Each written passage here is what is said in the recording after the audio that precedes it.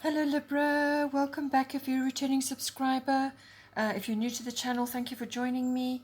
This is a general reading and aspects of it may apply to you, but it could also apply to somebody that you're interacting with at this time. You may see some of this playing out in their life. I've already shuffled and laid out the cards. This is a shorter reading to what I've usually been doing, but I'm going to stick with this format for the while. I'm going to be focusing on three main areas affecting you at this time, and it'll be the three different houses and then the astrological aspects and then the goddess guidance to do with these issues. If you have aspects of your life which you follow on a different sign, perhaps it's your moon or your Venus or your ascendant, then you can cross-watch to my other videos to get more insights at this time. Please don't forget to like and share, or like and subscribe, then that will circulate the readings for other people. They may also get enjoyment out of this as well.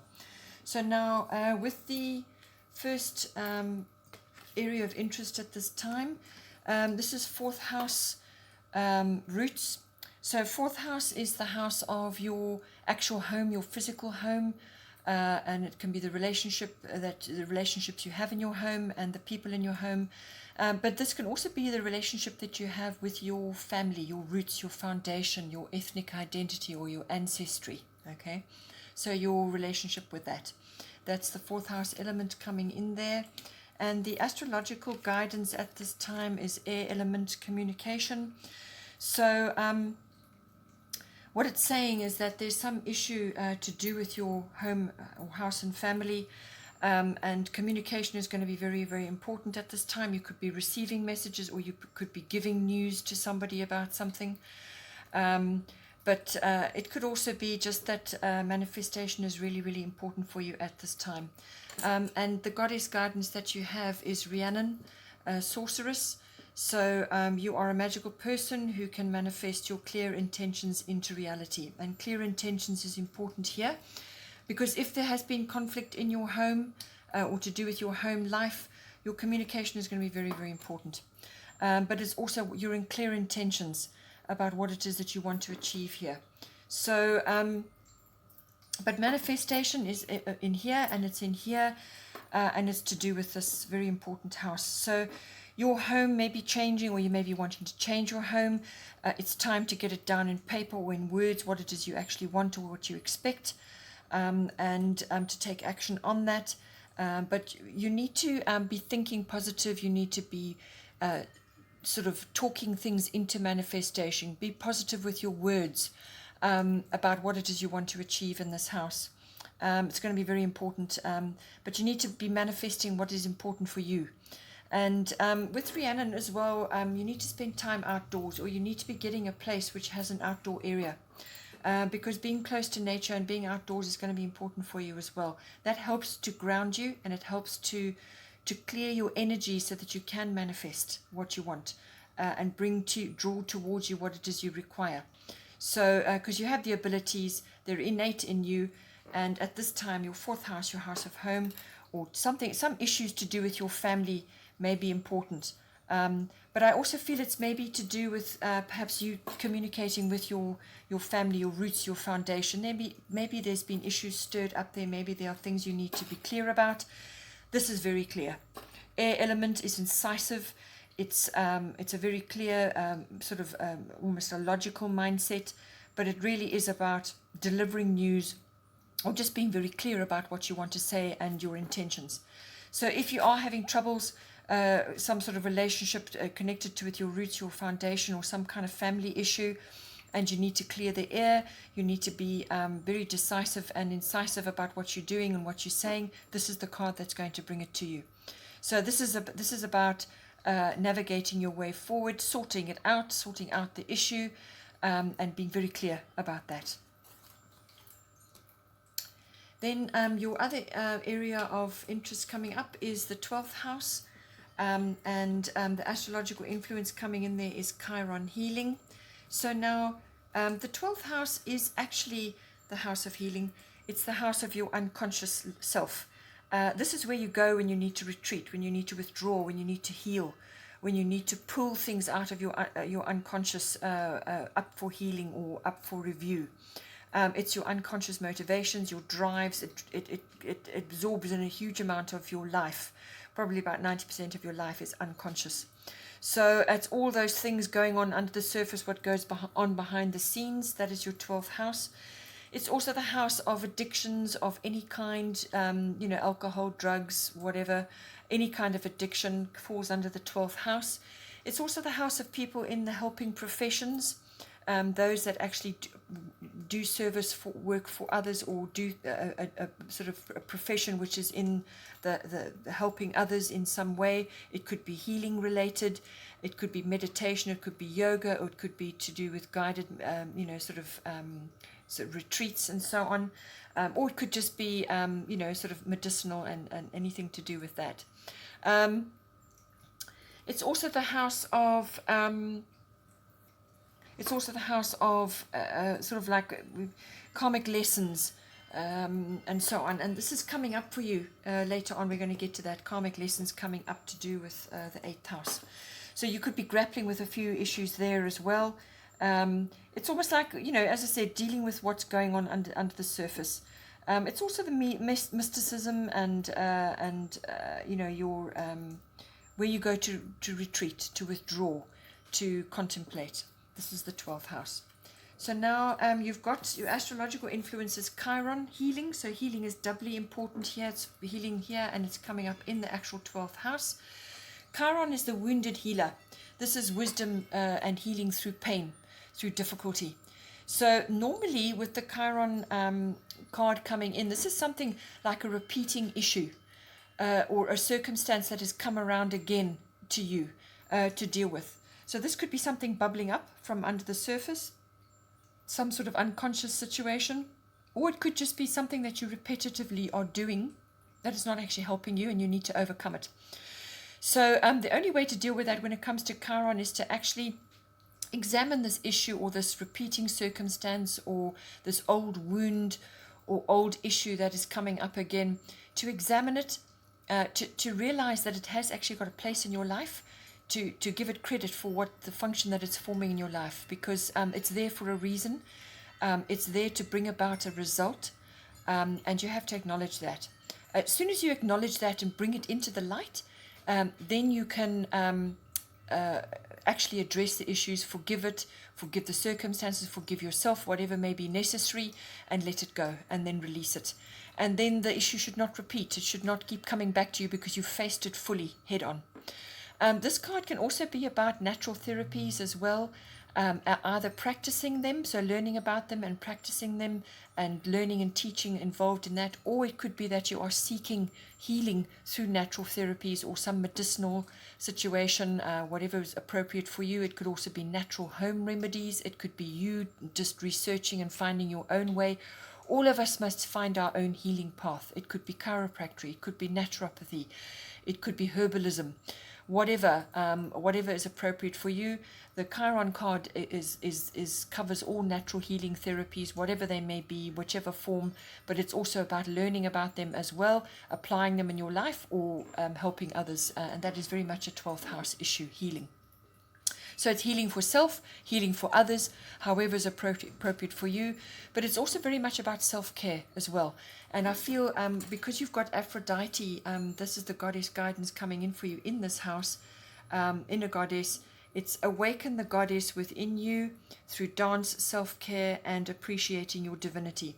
So this is very much a feminine influence, but all of us have the masculine and the feminine influences in us. And this is highlighting the feminine side. So this is about your intuition. This is about your receptivity.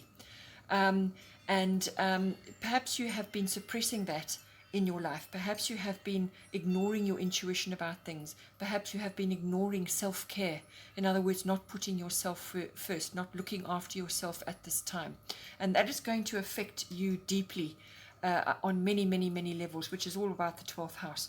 So this is about taking control of your self-care, looking after yourself, putting yourself first at this time, self-nurturing, self-healing, finding out what is going to work for you, trying different things. Nobody has to know what you're busy researching or understanding for yourself, or what you're busy trying at home. But this is all about self-care through nurturing, through dealing with deep-seated issues that may be coming up, or repeating issues, or old wounds. It could even be an old physical wound that is coming up again. So self-care, listening to your intuition and following through on that is going to help you greatly at this time. But as I said, it could also be a profession, or where you are actually listening to your intuition and helping others, or applying it for your own particular self-care. Then the third influence that is coming in for you is the 8th house, which is 8th house covers endings and beginnings. It also covers sex, death, and rebirth or birth. So those are all the issues of the 8th house. It's also a financial house. So this is big finance. This is inheritances, insurances, investments, accounting, tax, banking, anything to do with that. Other people's resources and so on. It's also committed relationships, whether it's an actual committed love relationship, or it could be a partnership, a business partnership. But there is some transformation going on there. Something is ending and something is beginning. And this can be a very tough house. It's also about psychic development and so on as well. But I feel that for you, because of the other cards coming in here, this is some issue that you are ending, and you are beginning something new. It entails some sort of karmic debt, because you've got South Node life debts coming in for you. This is sweeping change. This is a very, very swift change coming in for you. This is like a turning point, some kind of major milestone in your life. You're literally going to be changing direction. So anything that has been troublesome, and it's falling in the 8th house. So if you've had a troublesome relationship, or one that has been draining you, or it's just full of obstacles and full of difficulties, then you need to change course, all right? But this is about letting go of old baggage as well. So you may have been in various types of relationships, or various types of monetary situations which just have not worked for you. You haven't actually learned the lessons from these past situations. And this is about dropping baggage, whether it's emotional or physical or monetary. It's about an ending and a beginning, and this literally could be door slamming, or some kind of loss.